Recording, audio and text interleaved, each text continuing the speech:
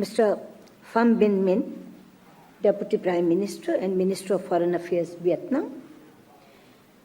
Mr. U Chua Tet Sui, Union Minister, Ministry of the Office of the State Councillor, Myanmar. Dr. Maliki Osman, Senior Minister of State for Defence and Foreign Affairs, Singapore.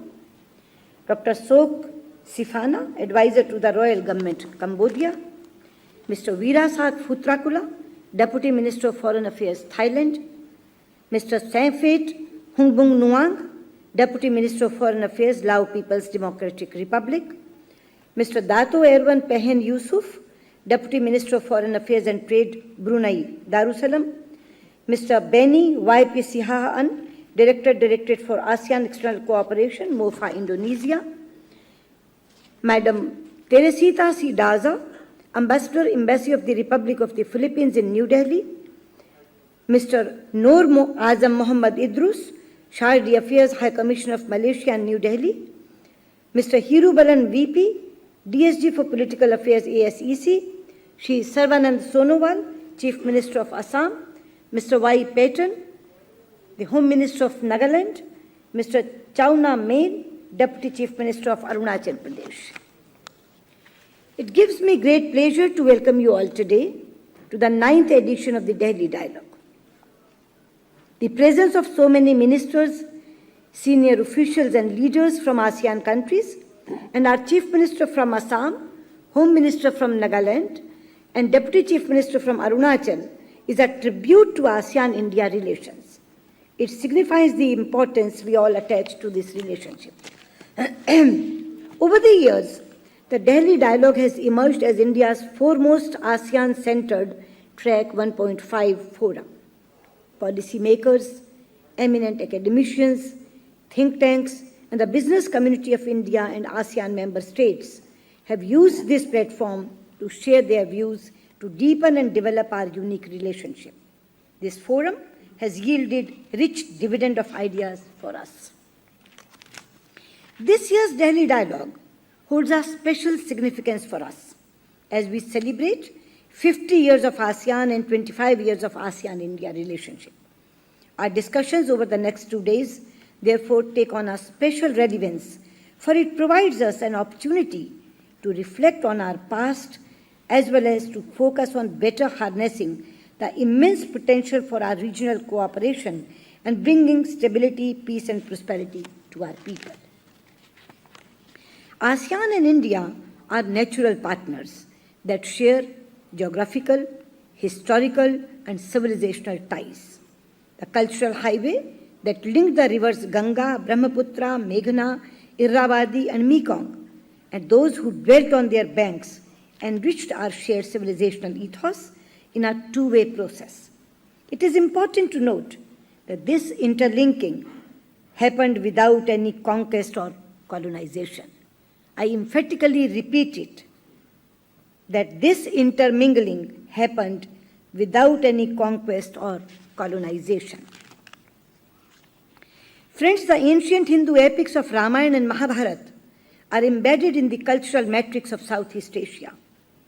Our contexts are also evident in the spread of other religions, notably Buddhism, Islam, and Christianity, which came to the region from India. Ancient trade routes have linked India with Myanmar, Thailand, Cambodia, Vietnam, and Indonesia. The close ethnic and cultural links between the northeastern states of India with Southeast Asia are still alive. Our shared legacy is reflected in our living religious and cultural traditions, the beautiful temples and architectural sites, common ethos for caring of fellow human beings, as well as for our environment, hospitality of guests, respect for elders, and the belief in universal brotherhood and peace. We recognize that our economic progress and well-being is intimately linked to the growth and prosperity of the entire Asian continent, especially of our friends in ASEAN, with whom we share both maritime and land borders. It is a partnership based on a shared heritage, a pragmatic appraisal of economic growth and prosperity, and peace and stability. Since the commencement of the dialogue relationship with ASEAN in 1992, the potential of this partnership has grown commensurate to the increase in our collective capacities, our growing economic integration, and the ongoing evolution of the political and security architecture in South and East Asia. The upgradation of the ASEAN-India relationship into a strategic partnership in 2012 was a natural progression in this relationship. Ever since our government assumed office in 2014, we have enhanced our engagement in Southeast Asia. This was reflected in PM Narendra Modi's remarks in 2014 at the India-ASEAN Summit in Myanmar, where he declared that India's Look East policy has become Act East policy. We place ASEAN at the heart of our Act East policy and at the center of our dream of an Asian century. There is a special emphasis on India-ASEAN cooperation in our domestic agenda on infrastructure, manufacturing, trade, skills, urban renewal, smart cities, and Make in India programs, particularly as they manifest in the northeastern region of our country, which we envisage as a land bridge connecting us with the larger ASEAN region. Excellencies, ladies and gentlemen, the future focus areas of cooperation between ASEAN member states and India can thus be described in terms of 3 C's: commerce, connectivity, and culture. This triumvirate, of course, rests on the platform of stability and security. India and ASEAN share a common geographical space where we face common traditional and non-traditional security challenges. We have consciously forged collaborations bilaterally and through ASEAN-led fora such as East Asia Summit, ADMM+, and the expanded ASEAN Maritime Forum to ensure regional peace and security. Freedom of navigation and respect for international law, notably UNCLOS, is therefore imperative in this context. Equally, we remain committed with ASEAN to enhance our maritime cooperation, to realize the full potential of our ocean economy. We will continue to step up cooperation in countering terrorism, cyber security, anti-piracy, and other transnational crimes. Our economic relations have grown over the years. Trade is back on track and registered an 8% increase in 2016-17 as compared to the previous year. The ASEAN-India FTA has given a major boost to trade in goods and services. Its review meeting in Cebu next week will explore means to further enhance our trade and investment flows. We are also actively engaged in negotiations on the Regional Comprehensive Economic Partnership, RCEP. We look forward to a positive outcome of the next round of negotiations that will commence in Hyderabad later this month. When finalized, RCEP offers immense possibilities as the largest regional trading arrangement, accounting for about 40% of the world trade. In order to improve market access, a project development fund has been created to facilitate Indian companies to set up businesses and investments in the CLMV countries. At the same time, we have extended preferential treatment to the least developed countries of ASEAN. Connectivity between India and ASEAN and within ASEAN is a core focus area for us. Development of infrastructure to enhance connectivity, both within India and in the northeastern region of India in particular, and extension of these connectivity linkages into ASEAN is a priority for us. We are making substantial progress on all fronts to enhance physical and digital connectivity. These corridors of connectivity can be transferred into corridors of economic cooperation.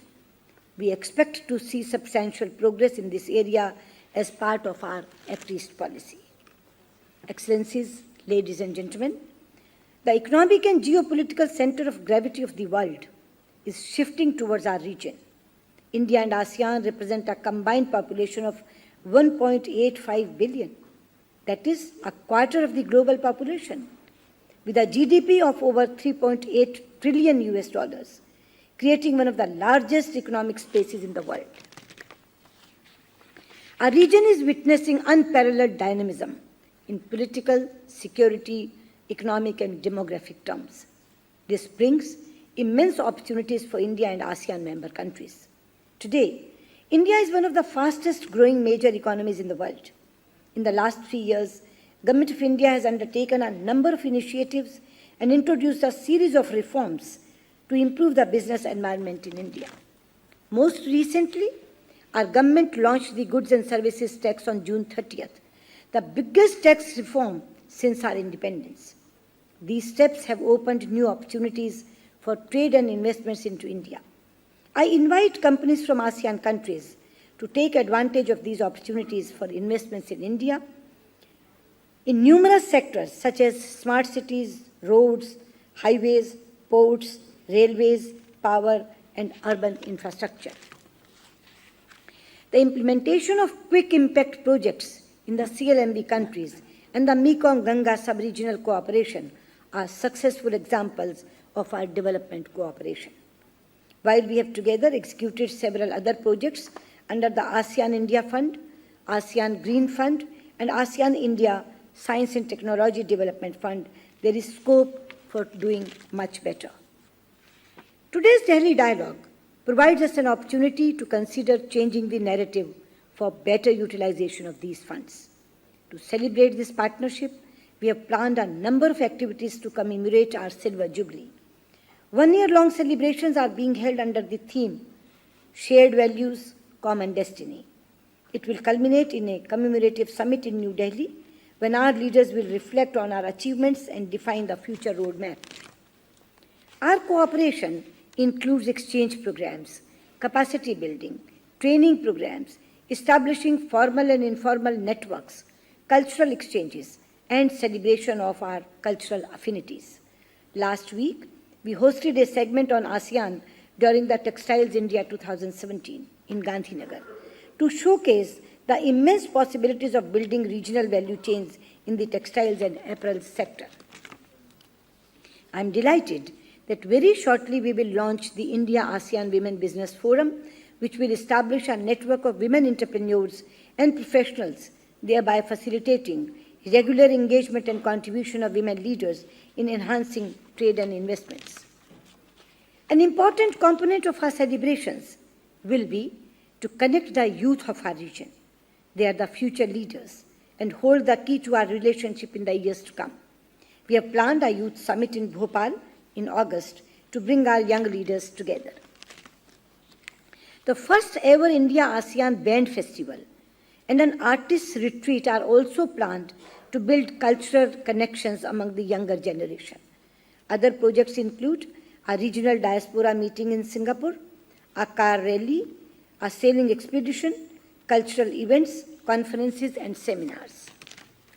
Excellencies, ladies and gentlemen, our national poet, Gurudev Rabindranath Tagore, while visiting the region in 1927, was so touched by our cultural affinities that he spoke about journeys by our ancestors that resulted in the two lands becoming companion souls. Citing the tragic divide created by foreign rule, he urged a renewal of age-old ties, urging, I am quoting, that old that has been lost to be regained and made new. Today, as ASEAN and India stand at the dawn of a new era, time has come perhaps to reclaim our past heritage. The rationale for a strong ASEAN-India strategic partnership is clearer than ever. This makes it incumbent on us to delineate precisely the contours of our relationship in the coming years. The theme for the 9th Delhi Dialogue, charting the course for India-ASEAN relations for the next 25 years, therefore is very, very apt.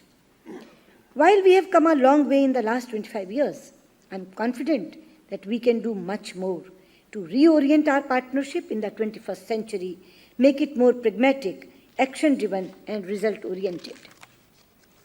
The momentum generated by the commemorative activities during this year will help to carve a new vision for ASEAN-India relationship in the coming years. Excellencies, I therefore look forward to working earnestly with all of you in order to turn this vision into a reality. I wish the 9th edition of Delhi Dialogue all success and look forward to hearing your views on the future of our strategic partnership. Long live India-ASEAN friendship. Thank you.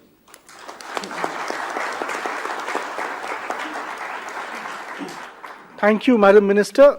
I'd now like to invite to the podium His Excellency Mr. Pham Binh Minh, Deputy Prime Minister and Minister